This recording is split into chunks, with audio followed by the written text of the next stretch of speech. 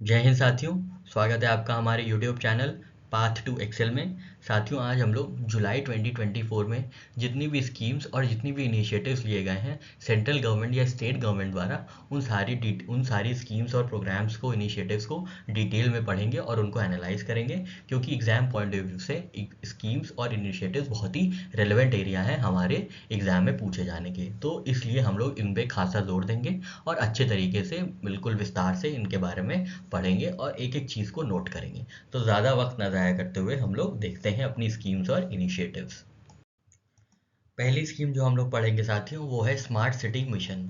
तो जो smart city mission है उसके इम्प्लीमेंटेशन को एक्सटेंड कर दिया गया है। कब तक? 2025 तक। ठीक है। तो सेंट्रल गवर्नमेंट ने अभी अनाउंस किया है कि जो स्मार्ट सिटी है उसको एक्सटेंड करा जाएगा 2025 तक। तो इसलिए ये स्कीम इंपॉर्टेंट हो जाती है। ठीक है। तो इसके बारे में कुछ इंपॉर्टेंट इन्फॉर्मेशन देख लेते हैं। ये स्मार्ट सिटी मिशन है। स्मार्ट सिटी किसके अंडर आती है? तो ये अर्बन एरिया के अंडर आएगी। तो इसलिए ministry of housing and urban affairs जो है, इसकी इम्प्लीमेंटेशन मिनिस्ट्री है। ठीक है। ये ministry of housing and urban affairs ministry की इनिशिएटिव है। ये कब शुरू हुआ था? तो ये 2015 में ये शुरू किया गया था। ठीक है। तो central government announce this mission on June 25 2015 to develop 100 cities of the country as smart cities. ठीक है। तो इसमें हाईली टेक्नोलॉजिकल डिवाइसेस का यूज़ होगा। टेक्नोलॉजिकल सिटीज़ का मतलब जो भी सिटीज़ हैं वो टेक्नोलॉजिकल प्रिंसिपल्स पे रन करेंगी। तो हाईली एकदम स्मार्ट सिटी होगी। इंटरनेट ऑफ थिंग्स का यूज़ होगा, आर्टिफिशियल इंटेलिजेंस यूज़ होगा डेटा कलेक्शन और एनालिसिस में। तो ये सारी बातें होंगी स्मार्ट सिटीज़ में। ठीक है। तो सेंट्रल गवर्नमेंट ने 2015 में अनाउंस किया था कि 100 cities of the country will be developed as smart city. ठीक है। तो सिटीज़ किसके अंदर आती हैं? Cities housing and urban affairs के मिनिस्ट्री के अंदर आती हैं। तो ये जो स्मार्ट सिटीज़ का मिशन है, ये भी union ministry of housing and urban affairs की इनिशिएटिव है। ठीक है। ये कब तक एक्सटेंड कर दिया गया है? तो ये 2025 तक ये एक्सटेंड कर दिया गया है। 2025 तक एक्सटेंड कर दिया गया है। तो यहाँ पे सारी बातें लिखी हैं स्मार्ट सिटीज़ मिशन से रिलेटेड। लॉन्च डेट हम लोग ने देखा जून 2015। टाइप क्या है इसका? तो सेंट्रली स्पॉन्सर्ड स्कीम है। ठीक है। दो तरह की स्कीम होती हैं, एग्जीक्यूशन पे डिपेंडेंट होती हैं।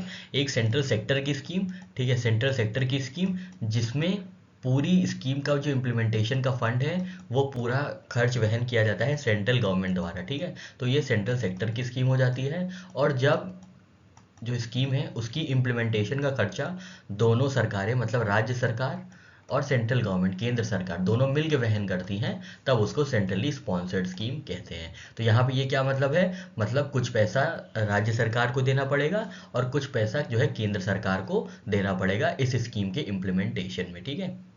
तो ये याद रखिएगा, ये सेंट्रली स्पॉन्सर्ड स्कीम है। ठीक है। स्मार्ट सिटीज मिशन क्या है? सेंट्रली स्पॉन्सर्ड स्कीम है। ठीक है। इसमें कंपोनेंट्स क्या क्या है? तो रीडेवलपमेंट का कॉन्सेप्ट है। ठीक है। कोई बहुत बड़ा बाजार है, जैसे भिंडी बाजार है मुंबई में, उसके जो एरियाज, एग्जिस्टिंग अर्बन एरियाज है, उनका इंफ्रास्ट्रक्चर इंप्रूव कर दिया गया, एम्यूनिटीज इंप्रूव कर दी गई। सिटी रिन्यूअल के लिए होगा। ठीक है। सिटी इंप्रूवमेंट के लिए जो भी इंफ्रास्ट्रक्चर है उनको अपग्रेड कर दिया गया। जो भी सड़क बनी है, जो भी और चीज़ें हैं, जो भी मॉल्स बने हैं, पुराने मॉल्स हो गए हैं, या जो भी पार्किंग स्पेसेस हैं उनको अपग्रेड कर दिया गया, तो उसको रेट्रोफिटिंग कहेंगे। ठीक है। ग्रीन फील्ड प्रोजेक्ट्स, कोई एक सिटी में नया प्रोजेक्ट लगा दिया गया जहाँ पे सिस्टमैटिक तरीके से, एकदम अर्बन डिज़ाइन की तरीके से क्या होगा, वहाँ पे बिल्डिंग्स बनेंगी, पार्क्स बनेंगे, पब्लिक स्पेसेस बनेंगे, तो इसको ग्रीन फील्ड प्रोजेक्ट्स कहते हैं। जैसे गिफ्ट सिटी बनी है अभी गुजरात में। ठीक है। गुजरात में इंटरनेशनल फाइनेंशियल सिटी बनी है जिसको गिफ्ट सिटी कहते हैं। तो ये ग्रीन फील्ड प्रोजेक्ट हो गया। ठीक है। पैन सिटी सोल्यूशन, पूरा का पूरा शहर जो है वो IoT रन होगा, इंटरनेट ऑफ थिंग्स और AI टेक्नोलॉजीज से यूज़ होके ये सब रन करेगी, सारे जो भी पब्लिक यूटिलिटीज़ हैं, पब्लिक सर्विसेज हैं। ठीक है। तो implementation of information and communication technology solutions across various sectors such as e governance, waste management, water management, energy management, urban mobility and skill development. ठीक है। गवर्नेंस स्ट्रक्चर क्या होगा? एक स्पेशल पर्पज व्हीकल बनेगी SPV, कंपनीज एक्ट के अंदर, जिसको एक कोई सीनियर ब्यूरोक्रेट लीड करेंगे। वही क्या करेगी? वही यहाँ पे स्मार्ट सिटीज मिशन का इम्प्लीमेंटेशन ओवरसी करेगी। ठीक है। तो आपको याद रखना है कि स्मार्ट सिटीज मिशन कब आया है? 2015 में आया है। इसका टाइप क्या है? ये सेंट्रल सेक्टर की स्कीम है या सेंट्रली स्पॉन्सर्ड स्कीम है?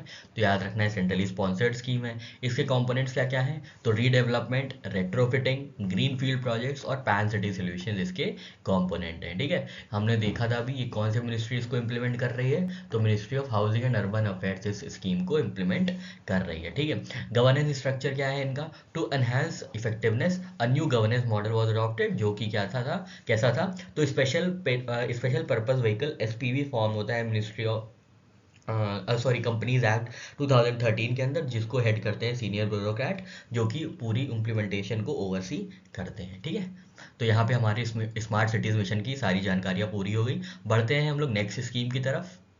अब रीजनल स्कीम्स की बात कर रहे थे कि कौन कौन सी स्टेट गवर्नमेंट ने कौन कौन सी पर्टिकुलर स्कीम इम्प्लीमेंट की है या इनिशिएट की है। तो सबसे पहले है एनटीआर भरोसा पेंशन। ठीक है, ये कहाँ की स्कीम है, तो ये आंध्र प्रदेश की स्कीम है। ठीक है, एनटीआर भरोसा pension scheme in the state. ठीक है, तो ये सोशल सिक्योरिटी स्कीम है, नाम से पता चल रहा है पेंशन का प्रोविजन है यहाँ पे। किन के लिए पेंशन का प्रोविजन है, जो भी एजेड है, जो भी 60 साल से ऊपर है, विडोज हैं, जो विधवा औरतें होंगी उनके लिए, जो वीवर्स होंगे, जो वीवर्स मतलब जो वीविंग करते हैं, toddy tappers, fisherman, single women, traditional cobblers, transgender and artist have been increase from ₹3000 to 4000 per month. ठीक है, तो पहले एनटीआर भरोसा पेंशन स्कीम में पहले 3000 रुपये मिलते थे, अब वही चीज़ क्या मिलेगी, कितनी मिलेगी, तो 4000 रुपये मिलेगी। ठीक है, तो याद रखना है आपको एनटीआर भरोसा पेंशन कहाँ की स्कीम है, किस राज्य की स्कीम है, तो ये आंध्र प्रदेश की स्कीम है। ठीक है, आंध्र प्रदेश की स्कीम है।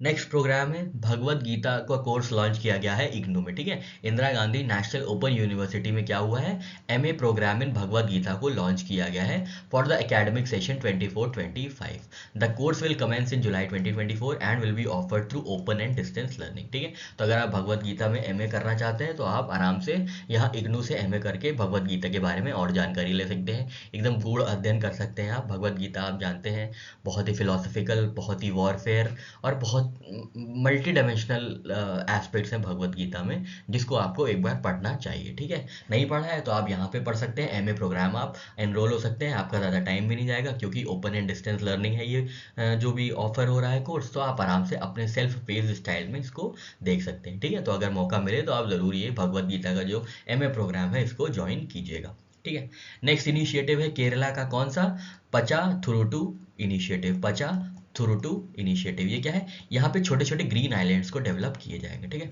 तो recently chief minister of Kerala साहब ने कहा है, केरला के चीफ मिनिस्टर है, उन्होंने कहा है कि पचा थुरुटू इनिशिएटिव जो है वो लॉन्च किया गया है स्टेट को नेट कार्बन टारगेट बनाने के लिए, नेट जीरो कार्बन टारगेट बनाने के लिए क्या किया गया है, पचा थुरुटू प्रोजेक्ट बनाया गया है। ठीक है, इसमें क्या है 100 पचाथुरुटू डेवलप किए जाएंगे, मतलब 100 जो है 1000 पचाथुरुटू क्या है, 100 ग्रीन आइलैंड्स को डेवलप किया जाएगा अक्रॉस स्टेट। ठीक है, it aims to create small forest through human efforts. छोटे छोटे ग्रीन आइलैंड होंगे, फॉरेस्ट होंगे, वो डेवलप किया जाएगा। इससे क्या होगा, इससे जो है नेट जीरो कार्बन टारगेट हो जाएगा। ठीक है, initiative will help protect natural forest biodiversity by planting different types of native plants in barren lands. ठीक है, apart from this initiative will also help in carbon sequestration, this will reduce the effect of urban heat island. ठीक है, चलो ये सब इतना जानने की जरूरत नहीं है, बस आपको ये याद रखना है कि पच्चा थ्रुटू किसका इनिशिएटिव है, किस स्टेट का इनिशिएटिव है, तो ये केरला का इनिशिएटिव है। ठीक है, केरला का इनिशिएटिव है। इसके अंतर्गत क्या होगा, इसके अंदर छोटे छोटे 1000 ग्रीन फॉरेस्ट और ग्रीन आइलैंड्स को डेवलप किया जाएगा। ठीक है, फॉरेस्ट और आइलैंड्स को डेवलप किया जाएगा किस चीज़ के लिए, किस एम के लिए, तो नेट जीरो कार्बन टारगेट के लिए। ठीक है, नेट जीरो कार्बन टारगेट के लिए ये पचा थ्रुटू प्रोजेक्ट जो है लॉन्च किया गया है। ठीक है, एक बार फिर से दोनों इन्फॉर्मेशन के बारे में देख लेते हैं। तो भगवत गीता का एमए प्रोग्राम किस यूनिवर्सिटी ने लॉन्च किया है, तो इग्नू ने लॉन्च किया है, Indira Gandhi national open university ने। ठीक है, कौन सा प्रोग्राम है ये, तो एमए का प्रोग्राम है, याद रखिएगा, ना कि बीए का। ठीक है, तो एमए का प्रोग्राम है, मास्टर्स का प्रोग्राम है। ठीक है, ओपन एंड डिस्टेंस लर्निंग के बेसिस पे ये ऑफर किया जा रहा है। ठीक है, नेक्स्ट है पचा थ्रुटू इनिशिएटिव किसका है, तो पचा थ्रुटू इनिशिएटिव जो है वो केरला का है। ठीक है, केरला का है। इसमें क्या होगा, इसमें छोटे छोटे 1000 ग्रीन फॉरेस्ट और ग्रीन आइलैंड्स को डेवलप किया जाएगा। 1000 ग्रीन आइलैंड और ग्रीन फॉरेस्ट को डेवलप किया जाएगा। क्यों, क्योंकि स्टेट का एम है कि वो जल्द से जल्द नेट जीरो कार्बन प्रोजेक्ट को अचीव कर लें, नेट जीरो कार्बन टारगेट को अचीव कर लें। तो इसको अचीव करने के लिए पचा थ्रुटू प्रोजेक्ट को लॉन्च किया गया है। कौन से स्टेट में साथियों, केरला स्टेट में। ठीक है, चलिए आगे बढ़ते हैं। नेक्स्ट है प्रोजेक्ट परी। ठीक है, ये पापा की परी वाले प्रोजेक्ट नहीं है, ये दूसरा प्रोजेक्ट है जिसके बारे में हम लोग देखेंगे। तो प्रोजेक्ट परी में क्या होगा, ये मिनिस्ट्री ऑफ कल्चर का प्रोजेक्ट, पहले तो ये याद रखिएगा, ठीक है। इसमें क्या होगा, इसका फुल फॉर्म है पब्लिक आर्ट ऑफ इंडिया। तो जो इंडिया की पब्लिक आर्ट है उसको प्रमोट किया जाएगा, उसको डिस्प्ले किया जाएगा, ताकि जो आर्टिस्टिक हेरिटेज है हमारी वो कैरी ऑन रहे, वो कंटिन्यू करे, और ज़्यादा से ज़्यादा लोग हमारे पब्लिक आर्ट को देखें, उससे जुड़े, उससे इंस्पायर हो। इस चीज़ के लिए प्रोजेक्ट परी लॉन्च किया गया है। परी का फुल फॉर्म क्या है, प्रोजेक्ट परी का फुल फॉर्म है पब्लिक आर्ट ऑफ इंडिया, ठीक है। Public art of India, public art of India किसकी इनिशिएटिव है, मिनिस्ट्री ऑफ कल्चर की, ठीक है। ये कब लॉन्च की गई है, on the occasion of 46th session of world heritage committee. तो वर्ल्ड हेरिटेज कमेटी की 46 सेशन में इसको लॉन्च किया गया था, प्रोजेक्ट परी को, ठीक है। इंप्लीमेंट कौन कौन करेगा, तो Lalit Kala Akademi plus national gallery of modern art, ठीक है।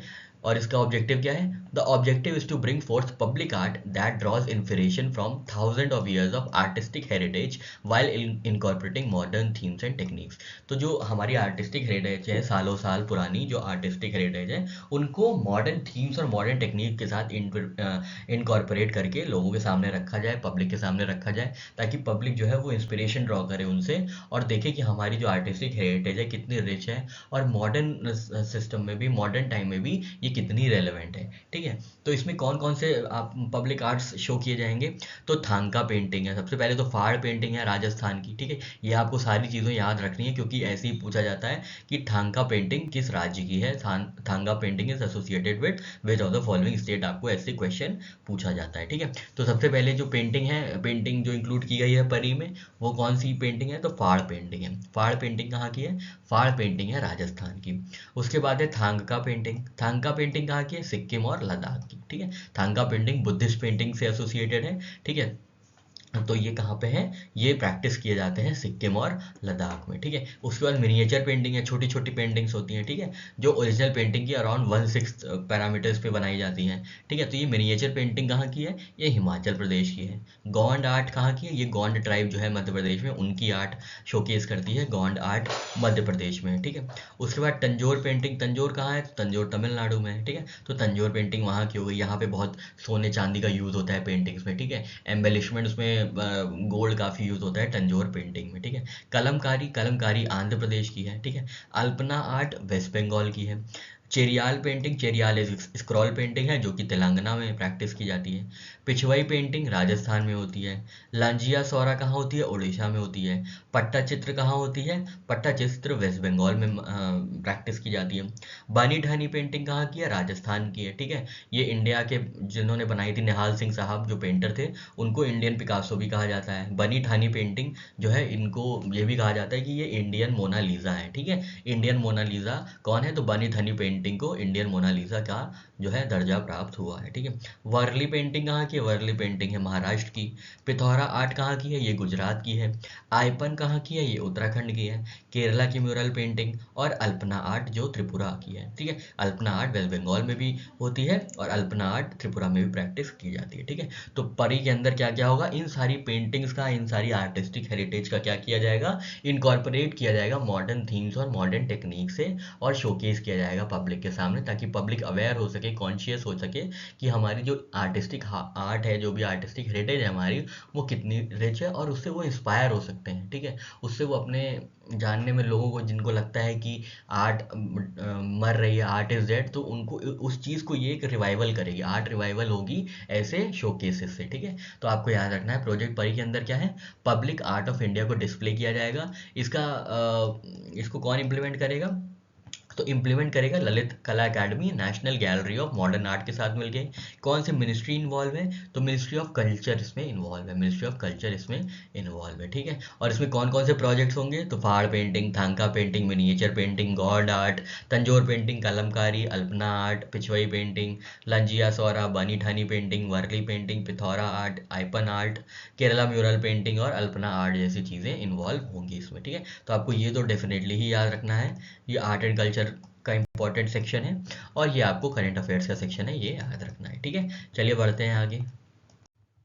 नेक्स्ट जो हमारी स्कीम है वो है इंटीग्रेटेड ट्राइबल डेवलपमेंट प्रोग्राम। ठीक है, तो इंटीग्रेटेड ट्राइबल डेवलपमेंट प्रोग्राम से नाम से समझ में आ रहा है कि ये ट्राइबल के डेवलपमेंट की बात कर रही है। इंटीग्रेटेड जो भी डेवलपमेंट प्रोग्राम है, इंटीग्रेट किया जाएगा उनको आपस में, तब इम्प्लीमेंट किया जाएगा। किसके लिए? ट्राइबल पीपल के लिए। ठीक है, जो ट्राइबल पीपल हैं उनके डेवलपमेंट प्रोग्राम को इंटीग्रेट करने के लिए और एग्जीक्यूट करने के लिए इंटीग्रेटेड ट्राइबल डेवलपमेंट प्रोग्राम को इनिशिएट किया गया है। ठीक है, कौन इनिशिएट किया है इसको? तो नाबार्ड ने इनिशिएट किया। नाबार्ड क्या है? National bank for agriculture and rural development. ठीक है, national bank for agriculture and rural development कब आया, कब इस्टेब्लिश किया गया था? तो ये 1982 में इस्टेब्लिश किया गया था।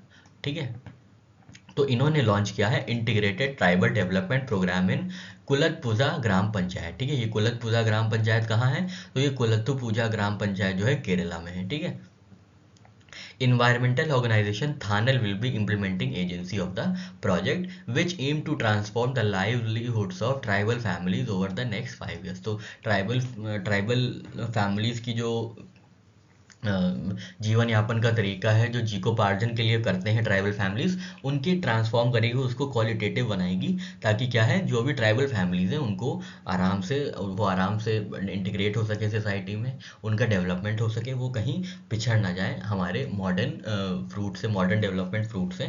इसलिए इंटीग्रेटेड डेवलपमेंट प्रोग्राम को लॉन्च किया गया है, जिसके अंतर्गत क्या होगा, जो उनकी लाइवलीहुड है, जो उनका जीविकोपार्जन का जो भी साधन है, उसको बदला जाएगा, उसको ट्रांसफॉर्म किया जाएगा, उसमें टेक्नोलॉजी इन्वॉल्व की जाएगी, उसमें मार्केटिंग इन्वॉल्व की जाएगी, ताकि जो भी वो काम कर रहे हैं उससे वो अच्छा पैसा कमा सके और उनकी क्वालिटी ऑफ लाइफ इंप्रूव हो पाए। ठीक है, उससे क्या होगा कि सस्टेनेबल लाइवलीहुड डेवलप किए जाएंगे और एग्रीकल्चर का प्रमोशन भी होगा of 413 families living in 8 settlements. ठीक है, तो आपको याद रखना है इंटीग्रेटेड ट्राइबल डेवलपमेंट प्रोग्राम किसका है? तो ये नाबार्ड का है। ठीक है, नाबार्ड का है, आप याद रखिएगा, कंफ्यूज ना होइएगा मिनिस्ट्री ऑफ ट्राइबल अफेयर्स से। ठीक है, नाबार्ड का इनिशिएटिव है और कहाँ पे हो रहा है? तो ये कुलत्तुपुजा ग्राम पंचायत में इम्प्लीमेंट किया जाएगा। कुलत्तुपुजा ग्राम पंचायत कहाँ पे है? तो ये केरला में है। ठीक है, कुलत्तुपुजा ग्राम पंचायत जो है केरला में है। ठीक है,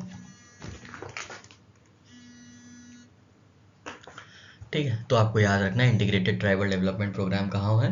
तो इंटीग्रेटेड ट्राइबल प्रोग्राम को केरला में इम्प्लीमेंट किया जा रहा है। कौन इम्प्लीमेंट कर रहा है या कौन इनिशिएट किया है? तो नाबार्ड ने इनिशिएट किया है। इसके अंदर क्या होगा? इसके अंदर जो लाइवलीहुड के तरीके हैं, लाइवलीहुड सोर्सेज हैं ट्राइबल फैमिलीज की, उनको ट्रांसफॉर्म किया जाएगा, ताकि सस्टेनेबल लाइवलीहुड जनरेट किया जा सके और एग्रीकल्चर प्रमोशन हो सके। ठीक है, नेक्स्ट जो स्कीम है हमारी वो है नवु मनुजारू प्रोग्राम। ठीक है, नवु मनुजारू प्रोग्राम। ठीक है, ये किसने लॉन्च किया है? तो ये कर्नाटका गवर्नमेंट ने लॉन्च किया है नवु मनुजारू programme from this academic year. ये क्या है?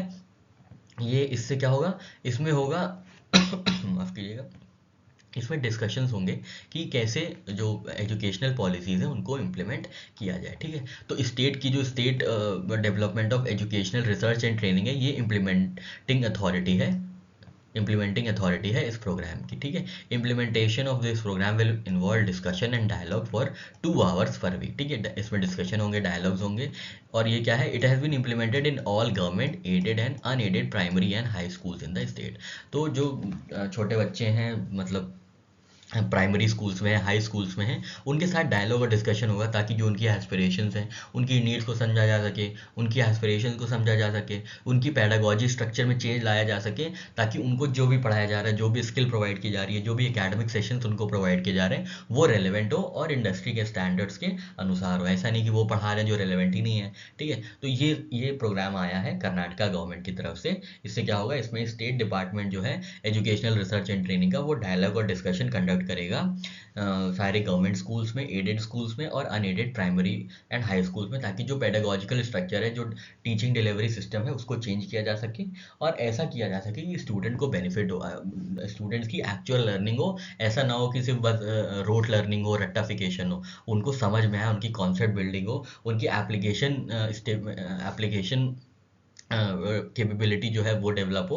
तो इसके लिए नवु मंजारू प्रोग्राम डेवलप किया गया है, इम्प्लीमेंट किया गया है। ठीक है, तो याद रखिएगा नवु मंजारू प्रोग्राम कहाँ का है? ये कर्नाटका का है। इसका काम क्या है? ये पेडागॉजिकल स्ट्रक्चर में चेंज लाएगा, ताकि जो भी एस्पिरेशंस हैं, जो भी एप्लीकेशन की कैपेबिलिटीज़ हैं, जो भी पढ़ा हुआ है नॉलेज की एप्लीकेशन की कैपेबिलिटीज़ हैं, स्किल डेवलपमेंट है, ये सब किया जा सके। कहाँ पे? प्राइमरी और हाई स्कूल्स में। ठीक है, इसमें डायलॉग और डिस्कशन होगा ठीक है, ताकि जो भी एस्पिरेशंस है, जो भी डेवलपमेंटल नीड्स है बच्चों की, उसको समझा जा सके। ठीक है, तो यहाँ पे नवू मंजारू प्रोग्राम हम लोग ने देख लिया। नेक्स्ट है आईटी सक्षम युवा योजना। नाम से ही पता चल रहा है कि जो भी युवा होंगे, जो भी यूथ होंगे, उनको आईटी एनेबल्ड यूथ बनाया जाएगा। ठीक है, उनको आईटी की ट्रेनिंग दी जाएगी, उनको आईटी उनकी आईटी कैपेबिलिटीज़ को डेवलप किया जाएगा, उनको आईटी ओरिएंटेड बनाया जाएगा। ठीक है, तो ये कहाँ की इनिशिएटिव है, कौन सी स्टेट की, तो हरियाणा की ये इनिशिएटिव है। ठीक है, तो इन्होंने लॉन्च किया है आईटी सक्षम युवा योजना 2024। ठीक है, इसके अंतर्गत क्या होगा, इस स्कीम के अंदर 5,000 जो युवा लोग हैं उनको जो है एम्प्लॉयमेंट अपॉर्चुनिटीज़ प्रोवाइड की जाएंगी। किस सेक्टर में, तो आईटी सेक्टर में ये अपॉर्चुनिटीज़ प्रोवाइड की जाएंगी। The initiative is in line with mission 60,000 from 24-25 budget which aims to employ 60,000 youth for poor families. ठीक है, तो पहले आईटी को उनमें पहले जो 5,000 यूथ हैं जिनको सेलेक्ट किया गया है, उनको पहले आईटी में ट्रेनिंग दी जाएगी, आईटी ओरिएंटेड, आईटी केपेबल बनाया जाएगा, उसके बाद उनको एम्प्लॉयमेंट अपॉर्चुनिटीज़ भी दी जाएंगी। ठीक है, तो और ऐसा आईटी सक्षम युवा योजना में टोटल 60,000 यूथ्स को, 60,000 युवक को और मतलब युवक और युवतियों को ये जो है एम्प्लॉयमेंट अपॉर्चुनिटीज़ दी जाएगी टोटल। ठीक है, तो ये आईटी सक्षम योजना क्या है, आईटी सक्षम योजना हरियाणा सरकार की एक एम्प्लॉयमेंट अपॉर्चुनिटी इनिशिएटिव है, जिसके अंतर्गत जो भी आईटी एनेबल्ड और आईटी कैपेबिलिटीज से लेस्ड यूथ होंगे उनको एम्प्लॉयमेंट अपॉर्चुनिटीज़ दी जाएगी। और टोटल कितना एम्प्लॉयमेंट इनको देना है, तो अराउंड 60,000 यूथ को ये जो है एम्प्लॉयमेंट अपॉर्चुनिटीज़ दी जाएगी। ठीक है, तो हम लोग फिर से एक बार रिवाइज कर लेते हैं तीनों स्कीम्स जो भी पढ़ी हम लोग ने। तो सबसे पहले है इंटीग्रेटेड ट्राइबल डेवलपमेंट प्रोग्राम। कहाँ पे लॉन्च किया गया है, केरला में, केरला के कोलथुपुजा ग्राम पंचायत में। या इम्प्लीमेंटिंग एजेंसी कौन सी है, नाबार्ड है। ठीक है, नाबार्ड है, क्या करेगी ये, तो ये ट्रांसफॉर्म करेगी sources of livelihood of tribal families. ठीक है, और उनको सस्टेनेबल लाइवलीहुड देगी, एग्रीकल्चरल प्रमोशन देगी। ठीक है, तो ये स्कीम हमारी हो गई। नवू मंजारू प्रोग्राम किसका है, तो नवू मंजारू प्रोग्राम है कर्नाटका का, जिसमें पेडागोजिकल स्ट्रक्चर जो है, टीचिंग सिस्टम जो है, उसको चेंज किया जाएगा। और जो भी एस्पिरेशंस और डेवलपमेंटल नीड्स हैं हाई स्कूल्स की, प्राइमरी स्कूल्स के बच्चों की, उनको ध्यान में रखते हुए डिस्कशन और डायलॉग्स किए जाएंगे। ठीक है, ये इंप्लीमेंट होगी सारे गवर्नमेंट स्कूल्स में, एडेड स्कूल्स में और unaided primary and high schools में। ठीक है, ये कहाँ की इनिशिएटिव है, तो कर्नाटका की इनिशिएटिव है। नेक्स्ट है आईटी सक्षम युवा योजना। कौन सी स्टेट युवाओं को आईटी सक्षम बना रही है, आईटी कैपेबल बना रही है, तो हरियाणा बना रही है। हरियाणा ने बोला है कि वो 5,000 यूथ को आईटी सेक्टर में एम्प्लॉयमेंट अपॉर्चुनिटीज देगी after providing them skills related with IT। ठीक है, तो IT रिलेटेड स्किल्स प्रोवाइड करने के बाद वो 60,000 टोटल एम्प्लॉयमेंट अपॉर्चुनिटीज जनरेट करेगी 60,000 लोगों के लिए। ठीक है, चलिए आगे बढ़ते हैं। नेक्स्ट जो हमारी स्कीम है वो यूजीसी की अस्मिता प्रोजेक्ट है। अस्मिता प्रोजेक्ट यूजीसी का प्रोजेक्ट है, याद रखिएगा।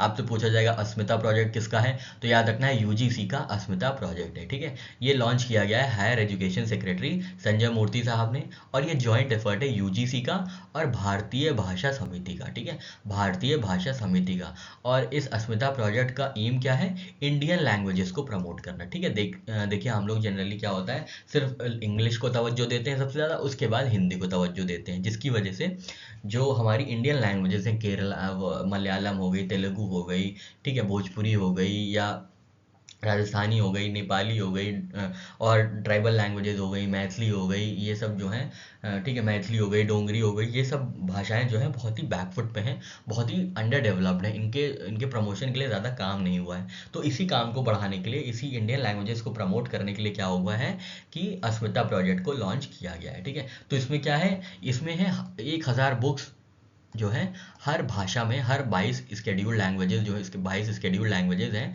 ठीक है, 8 स्केड्यूल ऑफ इंडियन कॉन्स्टिट्यूशन में लैंग्वेजेस दी हुई है। ठीक है, तो उसमें 22 लैंग्वेजेस हैं, जिसमें इंग्लिश नहीं है, याद रखिएगा, इंग्लिश नहीं है, और अलग 22 लैंग्वेजेस है। ठीक है, संथली, मैथिली, डोगरी, ये सब है। ठीक है, हिमाचली, हिंदी, बंगाली, उड़िया, ये सब है, पर इंग्लिश नहीं है। ठीक है, तो जो 22 स्केड्यूल लैंग्वेजेस हैं उसमें 1,000 बुक्स जो है पब्लिश की जाएंगी within 5 years, taking the total number of books published in Indian languages to be 22,000। ठीक है, तो इंडियन लैंग्वेजेस में, हर इंडियन लैंग्वेज में, मतलब हर 22 लैंग्वेज में, जो इंडियन लैंग्वेजेस हैं, 22 लैंग्वेज है इंडिया के इंडियन कॉन्स्टिट्यूशन में जो स्पेसिफाइड है 8th स्केड्यूल में, उसमें क्या होगा, उसमें से हर लैंग्वेज में से 1000 बुक को पब्लिश किया जाएगा। उन लैंग्वेजेस के बारे में, उन लैंग्वेजेस का ग्रामेटिकल सिंटेक्स, उन लैंग्वेजेस की इवोल्यूशन, उन लैंग्वेजेस से सारे रिलेटेड डेवलपमेंट जो हुए हैं उन लैंग्वेजेस पे पब्लिश किया जाएगा। जिससे क्या होगा, जो भी इंडियन लैंग्वेजेस हैं उनको प्रमोशन मिलेगा, लोग उसको पढ़ेंगे, उनको डिसमिनेट करेंगे जो भी आइडियाज़ हैं। इससे क्या होगा,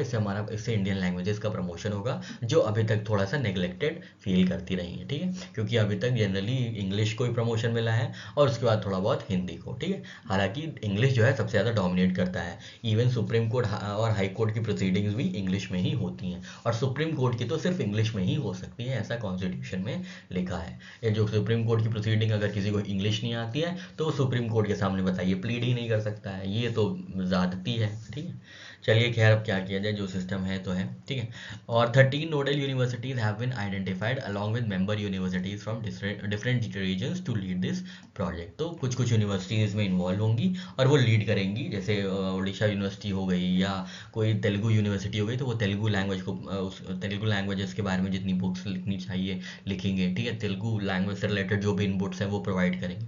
तो ये नोडल यूनिवर्सिटीज का ये काम होगा। ठीक है, तो अस्मिता प्रोजेक्ट किसका प्रोजेक्ट है, यूजीसी का प्रोजेक्ट है, यूजीसी प्लस भारतीय भाषा समिति का ये प्रोजेक्ट है। ठीक है, इससे क्या होगा, इससे प्रमोशन मिलेगा इंडियन लैंग्वेजेस को, और इनका टारगेट क्या है, 22 भाषाओं में, हर भाषा में 1000 बुक्स को पब्लिश करना। ठीक है, 22 भाषाएं हैं और हर भाषा की 1000 बुक्स जब पब्लिश होंगी तो टोटल बुक्स जो हो जाएंगी वो 22,000 हो जाएंगी। ठीक है, तो ये इनका टारगेट है। ठीक है, नेक्स्ट स्कीम पे हम लोग मूव करते हैं। तो नेक्स्ट स्कीम है हमारी UK India young professional scheme, UK India young professional scheme. ठीक है, तो नाम से ही समझ में आ रहा है ब्रिटिश गवर्नमेंट और इंडियन गवर्नमेंट की कोलैबोरेटिव स्कीम है ये, जिसके अंदर क्या है, जो यंग प्रोफेशनल्स हैं उनको क्या मिलेगा, उनको एम्प्लॉयमेंट अपॉर्चुनिटीज़ उनके लिए डेवलप की जाएंगी। It was conceived as a part of India UK migration and mobility memorandum of understanding signed in May 2021। It will be formally launched in February 2023। ठीक है, तो ये सब बातें हैं। इसके अंदर एक ये फीचर है, it allows Indian citizen aged 18 to 30 to live and work in UK for up to 2 years। ठीक है, तो 18 से 30 साल के बीच में जो भी युवा हैं हमारे, जो भी यूथ हैं, वो अगर स्किल्ड हैं तो जाके यूके में काम कर सकते हैं। कितने साल के लिए, 2 साल के लिए। ठीक है, तो एम्प्लॉयमेंट अपॉर्चुनिटीज अगर लंदन में डेवलप हो रही हैं, ग्रेट ब्रिटेन में डेवलप हो रही हैं, सॉरी यूके में, यूनाइटेड किंगडम में डेवलप हो रही हैं, तो आप क्या कर सकते हैं, अगर आप 18 से 30 साल के बीच के हैं तो आप जाके वहाँ पे काम कर सकते हैं 2 साल तक। ठीक है, 2 साल तक आप वहाँ पे यूके में काम कर सकते हैं। तो UK India young professional scheme यही है। ठीक है, और इसके अलावा कुछ नहीं जानना है। तो एक बार फिर से रिवाइज कर लेते हैं। स्मिता प्रोजेक्ट क्या है, अस्मिता प्रोजेक्ट है जिसके अंदर इंडियन लैंग्वेजेस को प्रमोशन किया जाएगा, इंडियन लैंग्वेजेस का प्रमोशन किया जाएगा। ठीक है, इंडियन लैंग्वेजेस को प्रमोट किया जाएगा। 22 भाषाएं जो हमारी शेड्यूल्ड लैंग्वेजेस है 22, उन सारी भाषाओं में ही 1000 बुक को छापा जाएगा, पब्लिश किया जाएगा, totalling up to 20,000 books in Indian languages. ठीक है, इसको कौन प्रमोट कर रहा है, तो यूजीसी प्लस भारतीय भाषा समिति। ठीक है, यूजीसी प्लस भारतीय भाषा समिति, ये 2 मेन मकसद हैं यूजीसी के अस्मिता प्रोजेक्ट के। UK India young professional scheme में क्या इंपॉर्टेंट चीज़ है कि 18 से 30 साल के जो इंडियन प्रोफेशनल्स हैं 18 से 30 साल के, वो यूके में जाके काम कर सकते हैं 2 साल तक। ठीक है, यूके में जाके काम कर सकते हैं 2 साल तक। ठीक है, चलिए आगे बढ़ते हैं और नेक्स्ट स्कीम देख लेते हैं अपनी।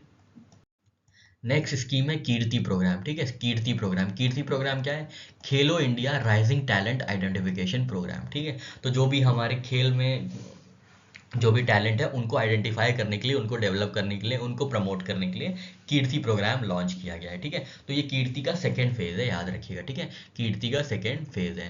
The second phase of Kirti initiative will be conducted under leadership of union minister of youth affairs and sports and labour and employment doctor Mansukh Mandaviya. ठीक है, तो याद रखिएगा ministry of youth affairs and sports की इनिशिएटिव है कीर्ति से याद रखिएगा खेलो इंडिया राइजिंग टैलेंट आइडेंटिफिकेशन। जो भी अच्छा खेलेंगे बच्चे उनको आइडेंटिफाई किया जाएगा, उनको कोच किया जाएगा, ताकि वो बड़े बड़े लेवल्स पे, इंटरनेशनल लेवल्स पे, ओलंपिक्स में, कॉमनवेल्थ में, एशियन गेम्स में पार्टिसिपेट कर सकें और इंडिया के लिए मेडल ला सकें। ठीक है, तो ये आइडेंटिफाई करता है, जो खेलो इंडिया मिशन है, this aims to identify talented athletes in the age group of 9 to 18 years. ठीक है, तो यहाँ पे एज लिमिट क्या है, 9 से 18 साल के बीच जो भी बच्चे खेलने में बहुत अच्छे हैं, जो खेलने में हमें मतलब जिनके अंदर टैलेंट है खेलने का, कोई भी खेल हो, खेलने का टैलेंट होगा तो उनको आइडेंटिफाई किया जाएगा और उनको कोच किया जाएगा। ठीक है, Kirti aims to conduct 20 lakh assessments throughout the country across the throughout the year across the country. ठीक है, तो 20 लाख लोगों को, 20 लाख एथलीट्स को एटलीस्ट असेस किया जाएगा, उनको चुना जाएगा फर्दर कोचिंग के लिए, ताकि वो जाके इंटरनेशनल लेवल पे इंडिया के लिए मेडल ला सके और इंडिया को प्राउड फील्स करा सके। ठीक है, तो कीर्ति आपको याद रखना है, Khelo India rising talent identification programme है। ठीक है, Khelo India rising talent identification programme. और ये किसकी मिनिस्ट्री में होगा, तो ये ministry of youth affairs and sports के अंडर आएगा। ठीक है, इसका रेंज क्या है, तो जो भी बच्चे हैं 9 से 18 साल के बीच में और बहुत अच्छा खेलते हैं अपना कोई भी खेल, तो उनको आइडेंटिफाई किया जाएगा, आगे चल के कोच किया जाएगा, ताकि वो इंटरनेशनल इवेंट्स में, इंटरनेशनल फोरम्स में पार्टिसिपेट कर सके, इंटरनेशनल स्पोर्टिंग इवेंट्स में पार्ट ले सके। ठीक है, तो इतनी सी बात थी कीर्ति प्रोग्राम की।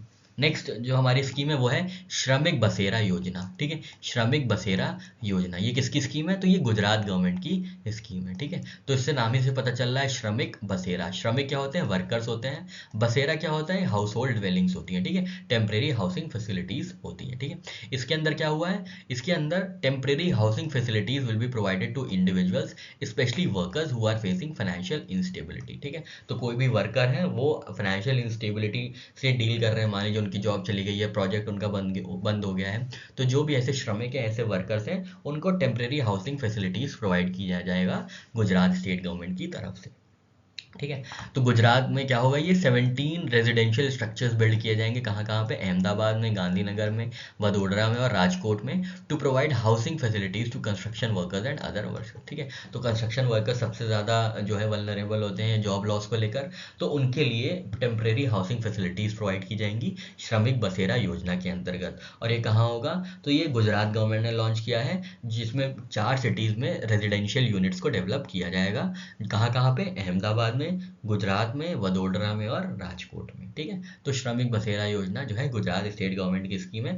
नाम से ही पता चल रहा है कि टेम्परेरी हाउसिंग फैसिलिटीज प्रोवाइड करेगी श्रमिक्स को, या याद रखिएगा कंस्ट्रक्शन वर्कर्स को। ठीक है, नेक्स्ट जो हमारी स्कीम है वो है रैम्प स्कीम। रैम्प का फुल फॉर्म क्या है, enhancing and accelerating MSME performance. MSME क्या होता है, micro small and medium industries. ठीक है, तो नई एक सब स्कीम आई है जिसका नाम है enhancing and accelerating MSME performance ramp. ठीक है, ये मिनिस्ट्री ऑफ एमएसएमई के अंदर लॉन्च की गई है, जिसके अंदर क्या है, MSME business enablement and marketing initiative, MSME team initiative. ठीक है, तो टीम इनिशिएटिव के अंदर क्या हुआ है, रैम्प जो है रैम्प प्रोग्राम लॉन्च किया गया है, जिसका जो ऑब्जेक्टिव है वो क्या है, असिस्ट करेगा 5 लाख एमएसएमईज को, micro small and medium enterprises को, in onboarding on open network digital commerce. Open network digital commerce क्या है, ये एक जैसे हम लोग फ्लिपकार्ट देखते हैं, अमेजॉन देखते हैं ना, ई कॉमर्स साइट है, वैसे ये government operated e commerce site है, जहाँ पे आप मान लीजिए आपको शूज़ की ज़रूरत है, ढेर सारे शूज़ आपको चाहिए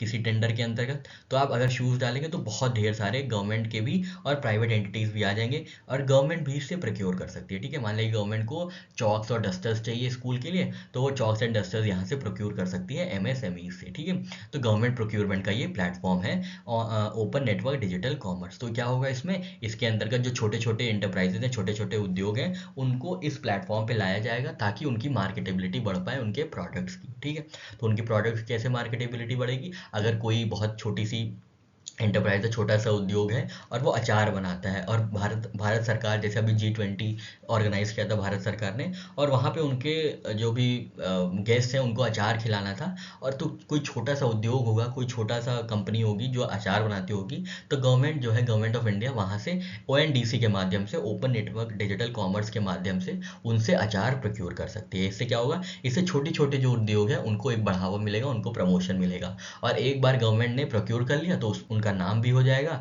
उनकी जो गुडविल है वो भी डेवलप हो जाएगी, तो इसी तरीके से उनकी जो प्रोडक्ट की मार्केटेबिलिटी है वो बढ़ जाएगी। ठीक है, तो ऐसे अनेकों चीज़ हैं जो माइक्रो स्मॉल और मीडियम एंटरप्राइजेस बना रहे हैं, जैसे लिज्जत पापड़ था, कभी बहुत स्मॉल इंटरप्राइज था, लिज्जत पापड़ था। ठीक है, ये आप जाए, शाम बीड़ी थी, बहुत छोटी है, चलिए तो नारकोटिक्स में आ गए, ये नहीं आपको एग्जाम्पल देना चाहिए, पर फिर भी एक बात ये है कि छोटे छोटे उद्योग बहुत अच्छे अच्छे प्रोडक्ट्स बना रहे हैं। ठीक है, जैसे लिज्जत पापड़ ही हो गया, कुछ तो प्रोडक्ट्स, इतने छोटे छोटे प्रोडक्ट्स, इतनी छोटी छोटी कंपनीज डिफेंस सेक्टर के लिए अब छोटी छोटी चीज़ें बना रही हैं, कोई नट बोल्ट हो गया, कोई कुछ हो गया, तो वो बना रही है, ठीक है। तो ऐसे लोगों को, ऐसी इंडस्ट्रीज को प्रमोट करने के लिए ओपन नेटवर्क डिजिटल कॉमर्स का एक जो प्लेटफॉर्म है वो डेवलप किया गया है। तो ओपन नेटवर्क डिजिटल कॉमर्स में ऑनबोर्डिंग हो सके माइक्रो, स्मॉल और मीडियम एंटरप्राइजेस की, इसलिए एमएससी रैम्प और एमएससी टीम को लॉन्च किया गया है, ठीक है। एमएससी टीम को इनिशिएट किया गया है। एमएससी टीम का फुल फॉर्म क्या है? MSc business enablement and marketing initiative, ठीक है। इससे क्या है, इनकी मार्केटिंग एनेबल होगी, ठीक है, ये आराम से मार्केटिंग कर पाएंगे, ठीक है। ये क्या करेगा? असिस्टेंस प्रोवाइड करेगा एमएसएमईज को अक्रॉस द कंट्री, ठीक है। तो याद रखिएगा ये इनिशिएटिव किसके अंदर है? एमएसएमई रैम्प की जो इनिशिएटिव है वो एमएसएमई से रिलेटेड है, ठीक है। एक बार सारी चीज़ें फिर से देख लेते हैं। कीर्ति प्रोग्राम किससे रिलेटेड है? तो कीर्ति प्रोग्राम रिलेटेड है Khelo India rising talent identification programme से, ठीक है। Khelo India rising programme talent identification programme से। इसमें एज लिमिट क्या है? 9 से 18 साल तक के बच्चों को आइडेंटिफाई किया जाएगा, उनको फर्दर कोच किया जाएगा। ये किसकी इनिशिएटिव है? तो ministry of youth affairs and sports की ये इनिशिएटिव है, ठीक है।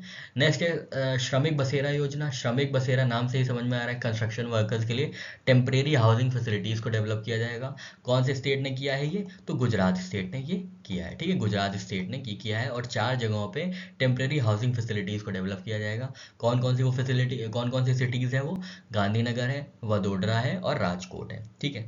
नेक्स्ट है एमएसएमई रैम्प और एमएसएमई टीम इनिशिएटिव। तो एमएसएमई टीम इनिशिएटिव के अंदर क्या होगा? जो गवर्नमेंट का फ्लिपकार्ट है या गवर्नमेंट का ट्रेडिंग प्लेटफॉर्म है या गवर्नमेंट का मार्केटिंग प्लेटफॉर्म है ओपन नेटवर्क डिजिटल कॉमर्स, उसके अंतर्गत जो भी छोटे छोटे उद्योग हैं, छोटे छोटे एंटरप्राइजेज हैं, माइक्रो, स्मॉल और मीडियम एंटरप्राइजेज, उनकी ऑनबोर्डिंग होगी ताकि जो भी उनका बिजनेस है वो एनेबल हो सके फर्दर मार्केटेबिलिटी के लिए, उनका प्रोडक्ट जो है ज़्यादा से ज़्यादा लोगों तक मार्केट हो पाए। तो इसमें गवर्नमेंट प्रोक्योरमेंट होगा, जिसकी वजह से जो है प्रोडक्ट की मार्केटेबिलिटी बढ़ेगी। ये किसके अंतर्गत होगा? तो ये एमएसएमई टीम के अंतर्गत होगा, ठीक है। ये सब स्कीम है किसकी? एमएसएमई रैम्प की, ठीक है। चलिए आगे बढ़ते हैं। नेक्स्ट स्कीम है हमारी एनपीएस वात्सल्य योजना, ठीक है। एनपीएस वात्सल्य योजना, आपको पता होगा एनपीएस क्या है? New pension system. New pension system कब आई थी? 2004 में आई थी, ठीक है। 2004 से पहले ओल्ड पेंशन स्कीम थी, जिसके अंतर्गत क्या होता था? लास्ट ड्रॉन सैलरी का 50% मिलता था, ठीक है। लास्ट ड्रॉन सैलरी का 50% जो थी वो पेंशन हो जाती थी। किसी की लास्ट ड्रॉन 1 लाख रुपए होती थी तो उसको 50,000 उसकी पेंशन हो जाती थी, ठीक है। पर अब ऐसा नहीं होता है। अब एक डिफाइंड कंट्रीब्यूशन के अंतर्गत जो है पेंशन सिस्टम है, मतलब कि आपको कुछ कंट्रीब्यूट करना पड़ेगा। पहले क्या होता था? सिर्फ गवर्नमेंट ही कंट्रीब्यूट करती थी आपकी पेंशन में, आपको पेंशन मिलती थी।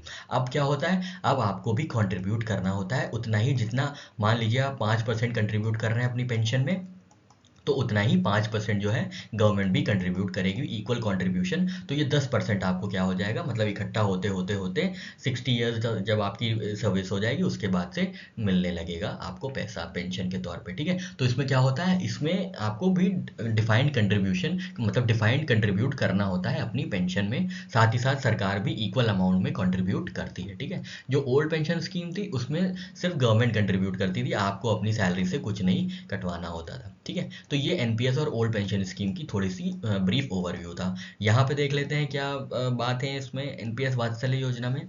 तो फाइनेंस मिनिस्टर ने, मतलब मिनिस्ट्री ऑफ फाइनेंस ने लॉन्च किया है एनपीएस वात्सल्य योजना, ठीक है। ये एनपीएस के अंदर है। इसके अंतर्गत क्या होगा?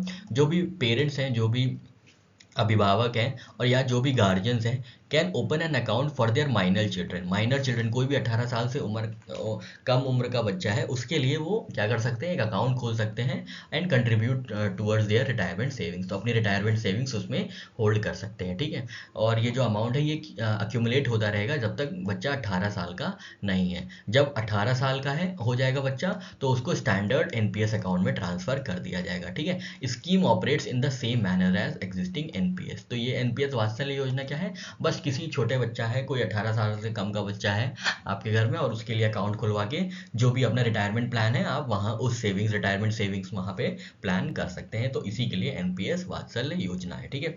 याद रखना है आपको कि जैसे ही 18 साल की उम्र कंप्लीट, मतलब उम्र के पड़ाव में आएगा वो बच्चा, तो वो स्टैंडर्ड एनपीएस अकाउंट में आपकी जो भी सेविंग्स रही हैं अब तक की एनपीएस अकाउंट में, एनपीएस वात्सल्य योजना में, वो कन्वर्ट हो जाएंगी एग्जिस्टिंग एनपीएस में, ठीक है। तो बस इतना सा याद रखना है। नेक्स्ट जो स्कीम है बात करेंगे हम लोग, वो है प्रधानमंत्री जनजाति उन्नत ग्राम योजना। ठीक है, तो हम लोग पहले इसको डीकंस्ट्रक्ट करते हैं, समझ में आएगा। जनजाति मतलब ट्राइबल एरियाज के बारे में बात हो रही है, ट्राइबल पीपल के बारे में बात हो रही है। ठीक है, ट्राइबल्स के बारे में बात हो रही है, जनजाति। ठीक है, उन्नत, उन्नत मतलब डेवलपमेंट, ग्राम मतलब विलेज। तो जो ट्राइबल विलेजेस हैं उनको डेवलप करने के लिए ये स्कीम लॉन्च की गई है। ठीक है, ये जो फाइनेंस मिनिस्टर ने इस स्कीम को यूनियन बजट में अनाउंस किया था। ठीक है, इससे क्या होगा, इसको इसमें क्या है, सोशियो इकोनॉमिक कंडीशन जो है ट्राइबल कम्युनिटीज़ की उसको इम्प्रूव किया जाएगा। ठीक है, this scheme aims to improve socio economic condition of tribal communities. ठीक है, इसमें क्या होगा, इस स्कीम में अडॉप्ट किया जाएगा saturation coverage approach to extend government benefits to all tribal families in tribal dominated village and aspirational districts. ठीक है, तो ट्राइबल डोमिनेटेड विलेज और एस्पिरेशनल डिस्ट्रिक्ट्स में जो भी गवर्नमेंट बेनिफिट्स हैं, जैसे हाउसिंग स्कीम हो गई, पानी की स्कीम हो गई, फूडिंग स्कीम हो गई, और भी कोई जो भी स्कीम चल रही होंगी गवर्नमेंट बेनिफिट्स की, वो क्या किया जाएगा, वो प्रोवाइड किया जाएगा ट्राइबल डोमिनेटेड विलेज में। ठीक है, जैसे एजुकेशन में स्कीम चल रही है, न्यू एजुकेशन पॉलिसी, तो यहाँ पे इम्प्लीमेंट किया जाएगा। हेल्थ में आयुष्मान भारत योजना जो है यहाँ पे इम्प्लीमेंट किया जाएगा, एग्जीक्यूट किया जाएगा। स्किल डेवलपमेंट में जो भी स्कीम चल रही है, PLI स्कीम, कोई भी स्कीम जो चल रही है, वो इसमें यहाँ पे इंट्रोड्यूस की जाएगी प्रधानमंत्री जनजाति उन्नत ग्राम अभियान में। ठीक है, कितने विलेजेस कवर किए जाएंगे, तो 63,000 गाँव को कवर किया जाएगा। ठीक है, और ये कितने ट्राइबल फैमिलीज को या कितने ट्राइबल्स को डेवलप करने की बात करता है, इनका टारगेट क्या है, कितने लोगों को बेनिफिट करेगा, तो 5 करोड़ ट्राइबल पॉपुलेशन को ये बेनिफिट करने की बात करता है। ठीक है, तो ये फिगर्स भी इंपॉर्टेंट है, आप ध्यान दीजिएगा। 63,000 विलेजेस को इंक्लूड किया जाएगा और 5 करोड़ ट्राइबल पीपल को ये बेनिफिट करने का बात करी गई है, इतना टारगेट बनाया गया है। ठीक है, किसके अंतर्गत, तो प्रधानमंत्री जनजाति उन्नत ग्राम अभियान के अंतर्गत, जिसके अंतर्गत क्या होगा, जो ट्राइबल कम्युनिटीज़ हैं उनकी सोशियो इकोनॉमिक कंडीशन को इम्प्रूव किया जाएगा। ठीक है, और ये कहाँ पे अनाउंस हुआ था, तो ये बजट में अनाउंस हुआ था 2024-25 के बजट में। ठीक है, एक बार फिर से रिवाइज कर लेते हैं दोनों स्कीम्स। तो NPS वात्सल्य स्कीम है, किसके लिए है, जो 18 साल से कम बच्चे हैं उनके लिए है। ठीक है, उनके जो उनके पेरेंट्स जो हैं वो एक सेपरेट अकाउंट खुलवा के अपनी रिटायरमेंट सेविंग्स यहाँ पे प्लान कर सकते हैं। ठीक है, और जैसे ही 18 साल से कम का जो बच्चा है वो जैसे ही 18 साल का होगा तो ये NPS वात्सल्य योजना लैप्स हो जाएगी और उसका जो भी अकाउंट है वो स्टैंडर्ड NPS में कन्वर्ट हो जाएगा। ठीक है, तो बस इतनी सी बात है। और प्रधानमंत्री जनजाति उन्नत ग्राम योजना में नाम से ही समझ में आ रहा है, जनजाति मतलब ट्राइबल पीपल के, उन्नत मतलब सोशो इकोनॉमिक डेवलपमेंट, ग्राम मतलब विलेज में। ठीक है, तो सोशो इकोनॉमिक डेवलपमेंट होगा ट्राइबल डोमिनेटेड विलेज में। जो ट्राइबल डोमिनेटेड विलेज है और एस्पिरेशनल डिस्ट्रिक्ट्स हैं उनमें ट्राइबल की सोशो इकोनॉमिक कंडीशंस को इम्प्रूव करने के लिए, वहाँ पे एजुकेशन मुहैया कराने के लिए, हेल्थ इम्प्रूव करने के लिए, हाउसिंग फैसिलिटीज़ को प्रोवाइड करने के लिए ये प्रधानमंत्री जनजाति उन्नत ग्राम अभियान इनिशिएटिव जो है लॉन्च किया गया है। ठीक है साथियों, आशा करते हैं आपको ये दोनों स्कीम समझ में आ गई होंगी। बढ़ते हैं अपनी नेक्स्ट स्कीम्स की ओर। नेक्स्ट स्कीम हमारे सामने है निर्माण पोर्टल की। ठीक है, अच्छा ये एक पोर्टल है जो लॉन्च किया गया है। इसको लॉन्च किया है, सबसे पहले आप याद रखिए निर्माण पोर्टल किसने लॉन्च किया है, तो ये कोल इंडिया लिमिटेड ने लॉन्च किया है। ठीक है, कोल इंडिया लिमिटेड ने लॉन्च किया है। किस लिए लॉन्च किया है, उनको उन कैंडिडेट्स को सपोर्ट करने के लिए, प्रमोट करने के लिए किया गया है जो सिविल सर्विसेज में प्री एग्जाम क्वालिफाई करके मेंस एग्जाम में अपीयर होने वाले हैं उनको। ठीक है, तो उनको मॉनेटरी सब्सटेंस प्रोवाइड किया जाएगा, मॉनेटरी सपोर्ट प्रोवाइड किया जाएगा। उन्हें कोई कोचिंग चाहिए या रहने की सुविधा चाहिए या किसी भी तरीके की कोई और हेल्प चाहिए तो मॉनेटरी हेल्प प्रोवाइड करेगा ये निर्माण पोर्टल। ठीक है, इसमें क्या है, इसमें 1 लाख रुपए तक का मॉनेटरी असिस्टेंस दिया जाएगा। ठीक है, 1 लाख तक का असिस्टेंस दिया जाएगा to candidates who qualify in the preliminary round of UPSC examination for civil services and state forest services in 2024। ठीक है, अब किसको प्रोवाइड किया जाएगा ये 1 लाख रुपए, तो जो भी candidates belonging to schedule caste, schedule tribe, women या थर्ड जेंडर होंगे। ठीक है, and permanent resident of any 39 districts where CIL operates. ठीक है, तो जहाँ जहाँ पे कोल इंडिया लिमिटेड ऑपरेट कर रहा है उन 39 डिस्ट्रिक्ट्स में जो भी शेड्यूल कास्ट के लोग होंगे, जो भी शेड्यूल ट्राइब के लोग होंगे, जो भी विमेन होंगी या थर्ड जेंडर होंगे, उनको अगर उन्होंने UPSC प्री का एग्जाम क्वालिफाई किया है या फॉरेस्ट सर्विसेज का एग्जाम क्वालिफाई किया है, प्री क्वालिफाई किया है, IFOs का, तब उनको सपोर्ट किया जाएगा, मॉनेटरी असिस्टेंस प्रोवाइड किया जाएगा 1 लाख रुपए का। ठीक है, तो ये जो स्कीम है ये कॉर्पोरेट सोशल रिस्पॉन्सिबिलिटी की स्कीम है। कॉर्पोरेट सोशल रिस्पॉन्सिबिलिटी क्या है? हर कंपनी को अपना कुछ पैसा, अपने प्रॉफिट का कुछ पैसा सोशल एक्टिविटीज़ में, सोशल एम्पावरमेंट में लगाना होगा। ठीक है, सोशल जो भी सोशली डिप्राइव्ड सेक्शन है सोसाइटी के, उनको एम्पावर करने के लिए कुछ पैसा, कुछ हिस्सा अपने प्रॉफिट का देना होगा, ताकि जो भी बैकवर्ड सेक्शन है वो फॉरवर्ड आ सके, वो मेन स्ट्रीम्ड हो सके, उनका डेवलपमेंट हो। तो इसको कहेंगे कॉर्पोरेट सोशल रिस्पॉन्सिबिलिटी। मतलब कॉर्पोरेट मतलब कंपनीज की कुछ सोशल रिस्पॉन्सिबिलिटी होगी, सोशल एम्पावरमेंट में उनकी कुछ रिस्पॉन्सिबिलिटी होगी जो उन्हें पूरी करनी होगी। तो कोल इंडिया लिमिटेड एक कॉर्पोरेट कंपनी है। ठीक है, प्राइवेट कंपनी मतलब कॉर्पोरेट कंपनी टाइप की, कॉर्पोरेट से जैसे ऑपरेट करते हैं। तो उन्होंने बोला है कि हम अपने प्रॉफिट का कुछ हिस्सा सिविल सर्विसेज एस्पिरेंट जो हैं, जिन्होंने प्री क्वालिफाई किया है, जिन्होंने इंडियन फॉरेस्ट सर्विसेज का प्री क्वालिफाई किया है, उनको 1 लाख रुपए तक की मॉनेटरी असिस्टेंस देंगे। ठीक है, और वो कौन से होंगे, उनकी क्या एलिजिबिलिटी है, किनको ये अवार्ड दिया जाएगा, किनको ये मॉनेटरी असिस्टेंस दिया जाएगा?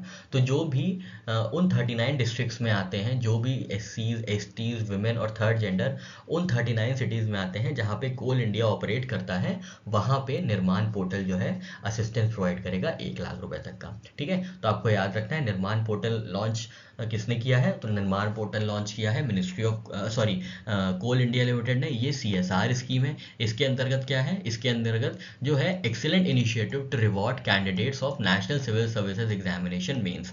तो जिन्होंने सिविल सर्विसेज प्री क्वालिफाई किया है और इंडियन फॉरेस्ट सर्विस का प्री क्वालिफाई किया है, उनको क्या दिया जाएगा? उनको सपोर्ट किया जाएगा with monetary assistance of ₹1 lakh. और वो कौन कौन होंगे? जो भी SCs, schedule caste, schedule tribe, women या थर्ड जेंडर परमानेंट रेजिडेंट हैं किसी CIL ऑपरेटिंग डिस्ट्रिक्ट में, उनको ये मॉनेटरी असिस्टेंस प्रोवाइड किया जाएगा। ठीक है साथियों, आशा करते हैं आपको सारी चीज़ें समझ में आई होंगी। बढ़ते हैं अपने नेक्स्ट स्कीम की ओर। अब कुछ छोटी छोटी स्कीम्स है तो हम लोग वो भी देख लेते हैं। तो सबसे पहले underground coal gasification pilot project. ठीक है, तो अंडरग्राउंड में जो कोल इकट्ठे हुए हैं उनको कोल को किस में कन्वर्ट कर देंगे? गैस में कन्वर्ट कर दिया जाएगा। जो कोल है, अंडरग्राउंड कोल है, उनको गैस में कन्वर्ट कर दिया जाएगा। तो इसको कोल गैसिफिकेशन प्रोजेक्ट बोलते हैं। ठीक है, ये कौन से मिनिस्ट्री ने लॉन्च किया है? तो ministry of coal, eastern coalfield limited ने। याद रखिएगा, ईस्टर्न कोलफील्ड लिमिटेड की इनिशिएटिव है। ठीक है, कहाँ पे लॉन्च होगी? ये झारखंड में इंप्लीमेंट की जाएगी। ठीक है, जो जमताड़ा है, आप जानते हैं जमताड़ा से वेब सीरीज भी आई थी। तो जो जमताड़ा डिस्ट्रिक्ट में कस्ता कोल ब्लॉक है, कस्ता कोल ब्लॉक है जमताड़ा डिस्ट्रिक्ट में, झारखंड में, वहाँ पे underground coal gasification pilot project को इनिशिएट किया गया है। ठीक है, तो इसमें क्या होगा? कोल जो है, अंदर कोल है, वो खोदने के बजाय उस खोल को गर्म करके वैल्यूएबल गैसेज में कन्वर्ट कर दिया जाएगा, like methane, hydrogen, carbon monoxide and carbon dioxide. फिर इन गैसेस को कैप्चर करके एनर्जी प्रोड्यूस की जाएगी। तो इसको कहते हैं कोल गैसिफिकेशन प्रोजेक्ट। ठीक है, कोल जो है उनको जला के उनको हाई टेम्परेचर पे गैस में कन्वर्ट कर दिया जाता है और फिर गैस को कलेक्ट कर लिया जाता है। कौन सी गैसेस होती हैं? तो मीथेन होती है, हाइड्रोजन होती है, कार्बन मोनोऑक्साइड होती है, कार्बन डाइऑक्साइड होती है। तो ये सारी गैसेस को कैप्चर करके क्या किया जाता है? इन सारी गैसेस को कैप्चर करके एनर्जी प्रोड्यूस की जाती है। तो अंडरग्राउंड कोल गैसिफिकेशन प्रोजेक्ट किसने लॉन्च किया है? Ministry of coal, eastern coalfields limited ने। ठीक है, नेक्स्ट है one scientist one product programme. ये किसका इनिशिएटिव है? ये इंडियन काउंसिल ऑफ एग्रीकल्चर का इनिशिएटिव है। ठीक है, इसको लॉन्च किया है एग्रीकल्चर मिनिस्टर शिवराज सिंह चौहान साहब ने। ठीक है, इसमें क्या होगा? तो एक टीम बनेगी, पूरी साइंटिस्ट की टीम रहेगी जो रिसर्च करेगी all varieties of crops for 5 years. ठीक है, जितनी भी क्रॉप्स की वैरायटीज हैं उन पे क्या होगा? उनकी पूरे साइंटिस्ट की टीम रहेगी, वो रिसर्च करेगी। 323 varieties of 56 crops were launched on ICAR's 96 foundation day, including 289 climate friendly and 27 bio fortified seeds. ठीक है, तो इतना नहीं याद रखना है आपको, बस याद रखना है one scientist one product scheme जो है। यहाँ पे वन एग्रीकल्चर प्रोडक्ट अगर आप लिख लीजिएगा ऐसे ही अपने मन में, तो आपको याद रहेगा एग्रीकल्चर रिसर्च प्रोग्राम की, Indian council of agriculture research जो इंस्टीट्यूट है उसका इनिशिएटिव है, जिसके अंदर क्या होगा? एक टीम ऑफ साइंटिस्ट होगी जो सारी की सारी क्रॉप्स जितनी है, 323 वराइटीज़ की 56 क्रॉप्स हैं, उनको क्या किया जाएगा? उन पर रिसर्च चल जाएगी। ठीक है, उन पर एकदम गहन रिसर्च, कॉम्प्रिहेंसिव रिसर्च करी जाएगी, कंडक्ट की जाएगी। ठीक है, 5 सालों के लिए। ठीक है, नेक्स्ट स्कीम है नेशनल स्टॉप डायरिया कैंपेन। तो नेशनल स्टॉप डायरिया कैंपेन किसकी इनिशिएटिव है? डायरिया हेल्थ डिजीज से रिलेटेड है। तो ministry of health and family welfare ने इसको लॉन्च किया है। ठीक है। इनका क्या एम है, इसका एम है कि जो भी डायरिया से बच्चों की मृत्यु हो रही है, बच्चों की डेथ हो रही है, उनको रिड्यूस किया जाए and achieve zero child mortality rate, मतलब कोई भी एक बच्चा एटलीस्ट डायरिया से तो ना मरे। ठीक है। ये 2 मंथ का कैंपेन है जिसमें क्या है ORS पैकेट्स और जिंक प्रोवाइड किया जाएगा फॉर चिल्ड्रेन बिलो 5 ईयर्स। ठीक है। ORS पैकेट्स और जिंक टैबलेट्स प्रोवाइड किया जाएगा जो भी 5 साल के कम बच्चे हैं उनको, ताकि उनकी जो हेल्थ है वो डायरिया से एटलीस्ट ना इफेक्ट हो। ठीक है। तो नेशनल स्टॉप डायरिया कैंपेन किसकी इनिशिएटिव है, तो ये इनिशिएटिव है ministry of health and family welfare की, जिसके अंतर्गत क्या होगा, ORS के पैकेट्स और जिंक टैबलेट्स प्रोवाइड किए जाएंगे 5 साल से कम के बच्चों को। ठीक है। नेक्स्ट इनिशिएटिव जो है वो है जीवन समर्थ इनिशिएटिव। ठीक है। जीवन के बाद भी, जीवन के साथ भी कौन है, LIC है। तो ये LIC ने लॉन्च किया है। क्या है ये इंश्योरेंस की एक्सेसिबिलिटी को इंक्रीज करने के लिए ये लॉन्च किया गया। ठीक है। इंश्योरेंस एक्सेसिबिलिटी को लॉन्च करने के लिए, क्योंकि इंश्योरेंस पेनिट्रेशन जो है इंडिया का वो अराउंड 3 to 4% है, जो कि काफ़ी कम है। ठीक है। तो इंश्योरेंस की एक्सेसिबिलिटी को बढ़ाने के लिए जीवन समर्थ इनिशिएटिव लॉन्च किया गया है LIC द्वारा। ठीक है। इतनी सी बात है इसमें। ठीक है। एक बार फिर से सारी चीज़ें रिवाइज कर लेते हैं हम लोग ताकि एकदम पक्का हो जाए। ठीक है। तो अंडरग्राउंड कोल गैसिफिकेशन प्रोजेक्ट कहाँ पे लॉन्च किया गया है, झारखंड में लॉन्च किया गया है, जामताड़ा डिस्ट्रिक्ट में, कस्ता कोल ब्लॉक में। ठीक है। झारखंड जामताड़ा कस्ता कोल ब्लॉक में। इसके अंतर्गत क्या होगा, कोल जो है उसको गर्म करके एकदम हाई टेम्परेचर पे गर्म करके गैस में कन्वर्ट कर दिया जाएगा। कौन सी गैस में, मीथेन, हाइड्रोजन, कार्बन डाइऑक्साइड और कार्बन मोनोऑक्साइड। फिर इस गैसेस से क्या होगा, एनर्जी प्रोड्यूस की जाएगी। ठीक है। ये बात हो गई। One scientist one agree product कौन लॉन्च किया है, तो Indian council of agriculture research ने लॉन्च किया है। इसके अंतर्गत क्या होगा, इसके अंतर्गत क्या है, जो एक साइंटिस्ट की टीम रहेगी जो सारी क्रॉप्स को, मतलब 326 वराइटीज 56 क्रॉप्स की, उनको पूरे गहन रिसर्च की जाएगी, उनके ऊपर कॉम्प्रिहेंसिव रिसर्च की जाएगी 5 सालों तक। ठीक है। तो 5 साल तक ये रिसर्च चलती रहेगी one scientist one product scheme के अंतर्गत। ठीक है। नेक्स्ट है नेशनल स्टॉप डायरिया कैंपेन। ये किसकी इनिशिएटिव है, तो ये ministry of agriculture health and farmer welfare initiative है। इसमें क्या होगा, इसमें जो छोटे बच्चे हैं जो जिनकी डायरिया की वजह से मौत हो जाती है उनको बचाने के लिए काम होगा। ये क्या है, ये 2 मंथ का कैंपेन है जिसके अंदर ORS के पैकेट्स और जिंक टैबलेट्स जो 5 साल के कम बच्चे हैं उनको प्रोवाइड किया जाएगा, ताकि उनकी डायरिया से तो मौत ना हो सके और अचीव किया जा सके जीरो चाइल्ड मोर्टेलिटी रेट। ठीक है। नेक्स्ट है जीवन समर्थ इनिशिएटिव। जीवन समर्थ इनिशिएटिव किसका इनिशिएटिव है, तो ये LIC का इनिशिएटिव है। इसके अंतर्गत क्या है, इसके अंतर्गत इंश्योरेंस की एक्सेसिबिलिटी को बढ़ाने के लिए ये जीवन समर्थ इनिशिएटिव लाया गया है। ठीक है। चलिए आगे बढ़ते हैं। यहाँ पे कुछ और स्कीम्स है, रीजनल स्कीम्स है, देख लेते हैं। तो सबसे पहले देखते हैं पेखूबेला सोलर पावर प्रोजेक्ट। ठीक है। पेखूबेला सोलर पावर प्रोजेक्ट कहाँ पे आया है, तो हिमाचल प्रदेश में आया है। ठीक है। हिमाचल प्रदेश गवर्नमेंट ने लॉन्च किया है ऊना डिस्ट्रिक्ट में 32 मेगावाट का सोलर पावर प्रोजेक्ट जिसका नाम है पेखूबेला सोलर पावर प्रोजेक्ट। ठीक है। तो याद रखिएगा पेखूबेला सोलर पावर प्रोजेक्ट किस गवर्नमेंट की इनिशिएटिव है, तो हिमाचल प्रदेश गवर्नमेंट की ये इनिशिएटिव है। ठीक है। इसमें क्या हुआ है, इसमें इनॉग्रेट किया गया है 32 मेगावाट सोलर पावर प्लांट को। ठीक है। सोलर पावर प्रोजेक्ट्स को इंक्लूड किया गया है। ठीक है। नेक्स्ट इनिशिएटिव है पेड़ लगाओ पेड़ बचाओ जन अभियान इनिशिएटिव। बहुत इंपॉर्टेंट है क्योंकि हमारी यूपी गवर्नमेंट ने ये लॉन्च किया है, जिसके अंतर्गत क्या होगा, ओवर 36 करोड़ प्लांट्स को प्लांट किया गया है। ठीक है। 36 करोड़ प्लांट की सैपलिंग जो है, छोटे छोटे पौधे हैं, उनको प्लांट किया गया है, जिससे क्या होगा, एफॉरेस्टेशन होगा और इन्वायरमेंटल कंजर्वेशन होगा। ठीक है। तो पेड़ लगाओ पेड़ बचाओ जन अभियान इनिशिएटिव किसका है, किस गवर्नमेंट का है, उत्तर प्रदेश की गवर्नमेंट का स्कीम है। ठीक है। हेल्प स्कीम किससे रिलेटेड है, तो राजस्थान गवर्नमेंट ने लॉन्च किया है हेल्प स्कीम, जिसमें क्या है, जो औरतें हैं, जो महिलाएं हैं, उनको एम्पावर किया जाएगा हेल्थ और लाइफ स्टॉक प्रोडक्शन में। ठीक है। जो भी वुमेन फार्मर्स इन्वॉल्व है लाइफ स्टॉक के प्रोडक्शन में, मतलब डेयरी एक्टिविटीज़ में इन्वॉल्व है, पोल्ट्री एक्टिविटीज़ में इन्वॉल्व है, उनको क्या है, ये लाइफ स्टॉक फार्मर्स जो है, वीमेन लाइफ स्टॉक फार्मर्स, उनको मिलेगी, उनको सहायता मिलेगी। और जो भी लाइफ स्टॉक से रिलेटेड डिजीजेस वाली चीज़ें हैं, उनकी बीमारी से रिलेटेड चीज़ें, उनके नरिशमेंट से रिलेटेड, न्यूट्रिशन से रिलेटेड जो चीज़ें हैं, उनको इस चीज़ में एम्पावर किया जाएगा। ठीक है। तो हेल्प स्कीम किसकी है, राजस्थान गवर्नमेंट की है, जहाँ पे लॉन्च किया गया है to empower women and establish recognise agents for health and livestock production. ठीक है। तो एक एजेंट को एस्टैब्लिश किया जाएगा जो भी, ताकि वो जो भी लाइफ स्टॉक प्रोडक्शन में जो भी प्रॉब्लम्स आ रही हैं, जो भी इंपॉर्टेंट इनिशिएटिव्स लेने चाहिए उनकी हेल्थ के लिए, न्यूट्रिशन के लिए, वो सारी चीज़ें वो एजेंट बताएगा, जिससे क्या है, विमेन लाइफ स्टॉक फार्मर्स हैं जो रिमोट एरियाज में हैं, उनको सहायता मिलेगी, ताकि उनकी जो लाइफ स्टॉक रिलेटेड प्रॉब्लम्स है वो सॉल्व हो सके। ठीक है। नेक्स्ट है मुख्यमंत्री किसान सम्मान निधि योजना। किसान सम्मान निधि योजना किसकी इनिशिएटिव है, तो कोऑपरेटिव डिपार्टमेंट राजस्थान की।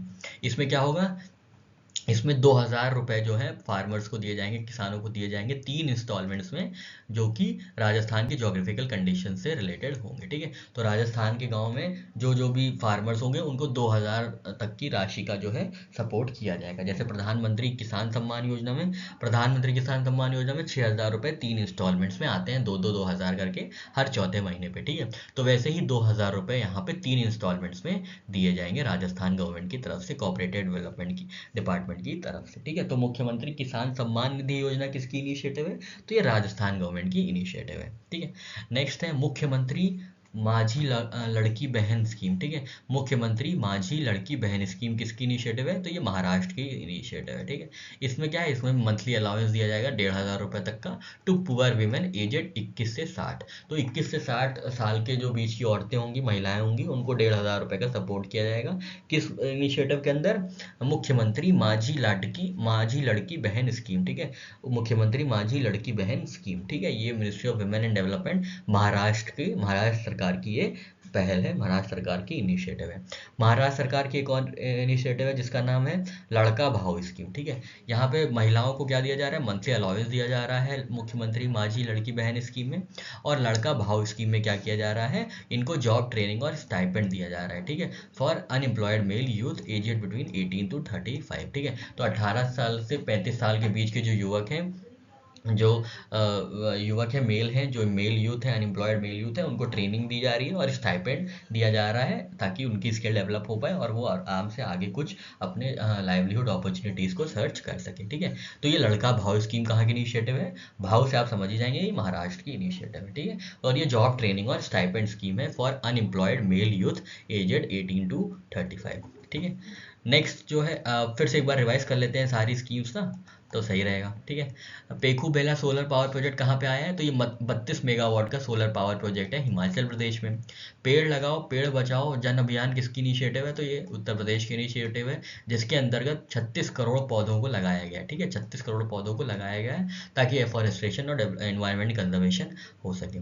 नेक्स्ट है अ हेल्प स्कीम, ये कहाँ की इनिशिएटिव है? ये राजस्थान गवर्नमेंट की स्कीम है। किसको हेल्प करेगी? जो भी वुमेन लाइव स्टॉक फार्मर्स हैं उनको एक एजेंट प्रोवाइड करेगी ताकि लाइव स्टॉक से रिलेटेड जो भी प्रॉब्लम्स हैं, लाइफ स्टॉक डिजीजेज हो गई, लाइफ स्टॉक नरिशमेंट हो गई, ठीक है, लाइफ स्टॉक शेल्टर्स हो गई, लाइफ स्टॉक वैक्सीन्स हो गई, ये सारी चीज़ें जो है रिमोट एरियाज में पहुंचाएगा एक एजेंट। किसकी स्कीम की मदद से? अ हेल्प स्कीम की मदद से। ये कहाँ पे लॉन्च किया गया है? तो ये राजस्थान गवर्नमेंट ने लॉन्च किया है। ठीक है, नेक्स्ट है मुख्यमंत्री किसान सम्मान निधि योजना। मुख्यमंत्री किसान सम्मान निधि योजना किसने लॉन्च की है? तो ये राजस्थान सरकार की पहल है। इसके अंदर क्या होगा? इसके अंदर जो किसान हैं, जो जोग्राफिकल बाउंड्री की राजस्थान की जोग्राफिकल बाउंड्री के अंदर जितने भी किसान हैं उनको 2,000 की राशि दी जाएगी 3 इक्वल इंस्टॉलमेंट्स में। ठीक है, जैसे पीएम किसान में 6,000 की राशि दी जाती है 2,000 करके 3 इंस्टॉलमेंट में, वैसे ही यहाँ पे मुख्यमंत्री किसान सम्मान निधि योजना में भी 2,000 रुपये दिए जाएंगे, टोटल 2,000 रुपये 3 इंस्टॉलमेंट्स में। ठीक है, और ये कोऑपरेटिव डिपार्टमेंट राजस्थान की इनिशिएटिव है। नेक्स्ट है मुख्यमंत्री माझी लड़की बहन स्कीम। माझी लड़की बहन स्कीम के अंतर्गत क्या है? मंथली अलाउंस मिलेगा 1,500 तक का पुअर वुमेन को, मतलब जो गरीब औरतें हैं, गरीब महिलाएं हैं, राजस्थान महाराष्ट्र सरकार की, उनको मंथली अलाउंस दिया जाएगा 1,500 रुपये तक का।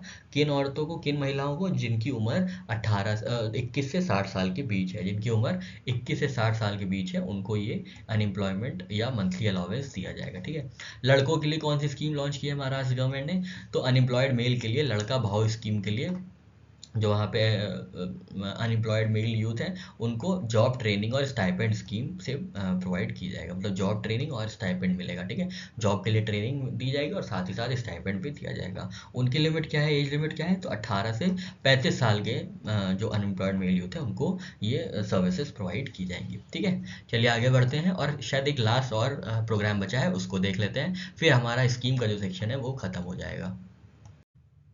नेक्स्ट जो एक प्रोग्राम है वो है डिजिटल पोस्टल इंडेक्स नंबर।